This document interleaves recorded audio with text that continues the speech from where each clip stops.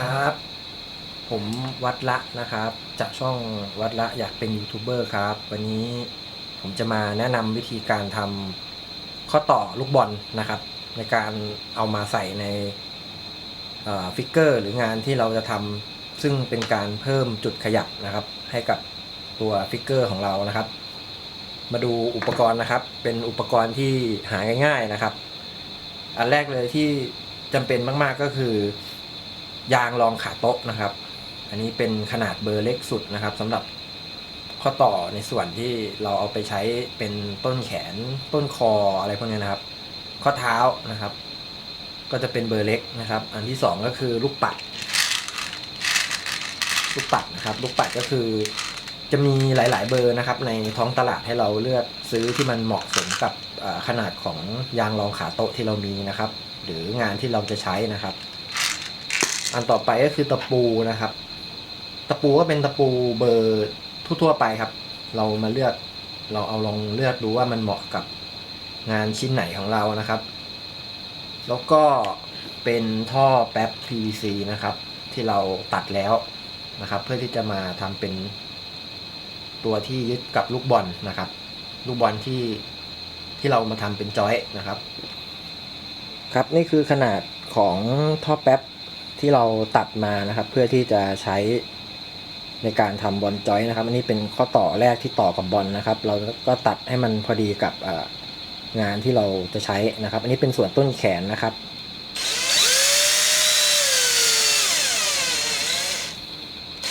ครับหลังจากที่เราเอาไปเจ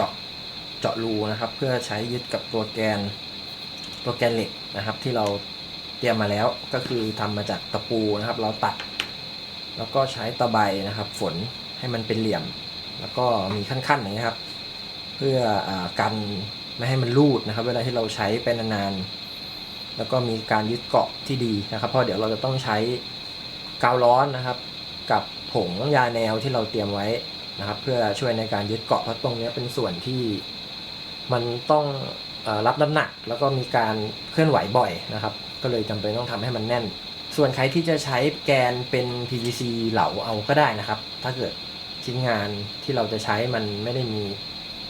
การเคลื่อนไหวที่มันเยอะหรือว่าไม่ได้เล่นหนักๆนะครับดัดเยอะๆอะไรเงี้ยครับเราสามารถใช้ PVC ได้เหมือนกันลูกปัดนะครับต่อเข้ากับข้อต่อที่เราเตรียมไว้นะครับโดยการใช้แกนเหล็กนะครับแล้วก็ใช้ผงยาแนวสีขาวนะครับเป็นตัวยึดเอาแกนเหล็กนะครับเสียบเข้าไปในจุดที่เราเจาะรูไว้นะครับส่วนรูด้านข้างที่เราเจาะเตรียมไว้นี่คือเราจะเอาผงที่เราเตรียมไว้นะครับหยอดลงไปแล้วก็เอากาวร้อนหยอดตามนะครับเพื่อไม่ให้แกนมันหมุนนะครับเพิ่มจุดยึดเกาะให้กับกาวร้อนนั่นเองนะครับ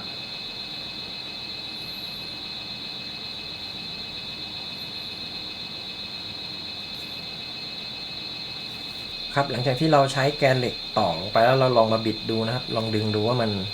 มันติดดีหรือเปล่านะครับถ้าไม่ดีจะได้ซ่อมเพราะว่าถ้าเกิดเราติดเอาลูกปัดที่เตรียมไว้นะครับก็ใช้ผงที่เราเตรียมไว้นะครับเป็นตัวช่วยยึดเกาะเหมือนเดิมโดยการกรอกเข้าไปตรงกลางแบบนี้นะครับพยายามใส่ให้ได้เยอะที่สุดนะครับครับหลังจากที่เราเสร็จแล้วนะครับเราก็มาดูว่ามันโอเคไหมเราลองมาทดลองบิดดูนะครับเหนียวแน่นนะครับใช้ดีนะครับแสดงว่าอันนี้ผ่านครับหลังจากที่เราทำข้อต่อบอลเสร็จนะครับเราก็มาทำเบ้านะครับโดยการใช้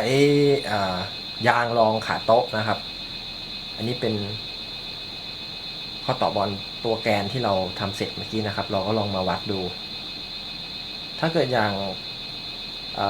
งรองขาโต๊ะนะครับเขาจะมีรอยบากตรงนี้มาก็คือตรงนี้คือส่วนก้นนะครับก็คือลึกสุดได้แค่นี้นะครับเราก็วัดจากตรงนี้นะครับให้เราตัดออกนะครับให้ส่วนคอเบ้าเนี่ยมันอยู่ใกล้กับลูกบอลที่สุดนะครับให้เกินมานิดนึงนะครับเพราะถ้าเราไม่ตัดเลยเราเสียบไปมันจะขยับไม่ได้นะครับเพราะว่าตัวนี้มันสูงเกิน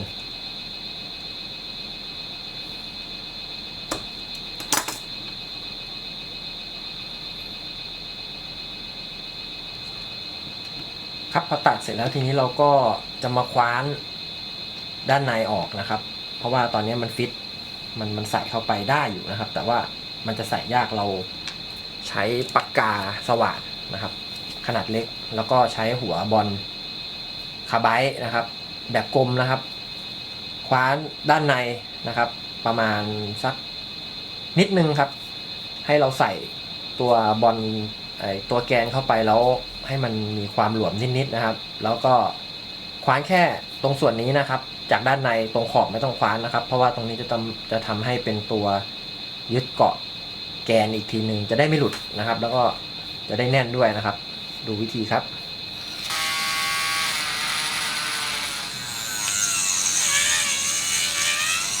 ครับหลังจากที่เราฝนคว้านตัวเบ้าพลาสติกเสร็จนะครับเราก็ลองเอามาใส่เห็นไหมครับกับแกนที่เราเตรียมไว้ใช้งานได้ดีครับผมจะเอาตัวแกนพลาสติกนะครับมาติดกับงานที่กำลังทำอยู่นะครับก็คือแมกนาการ์ดนะครับ IG 100นะครับเราจะติดไว้ในส่วนที่เป็นต้นแขนนะครับ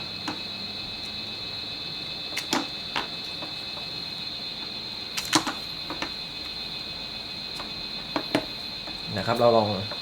มาวัดดูว่าประมาณไหนนะครับการที่เราจะเอามาติด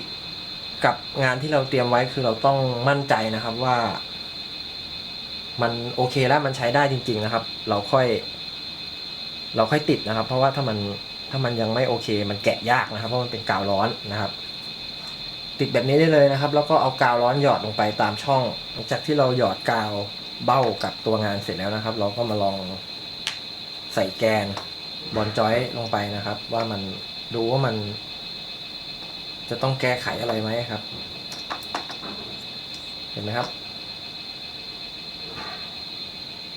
ใช้งานได้ปกติดีครับดีมาก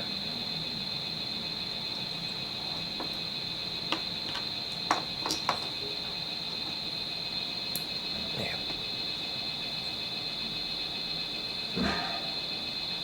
หมุนได้ดีเลยนะครับ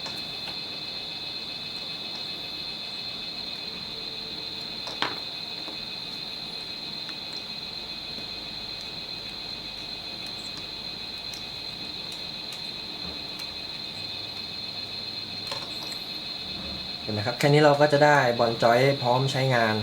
นะครับทำให้ฟิกเกอร์ของท่านเป็นแอคชั่นฟิกเกอร์นะครับจัดท่าได้อิสระ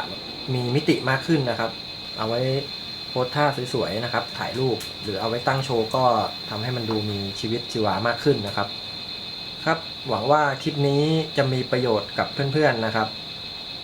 ไม่มากก็น้อยนะครับขอบคุณสำหรับการติดตามและรับชมครับสวัสดีครับ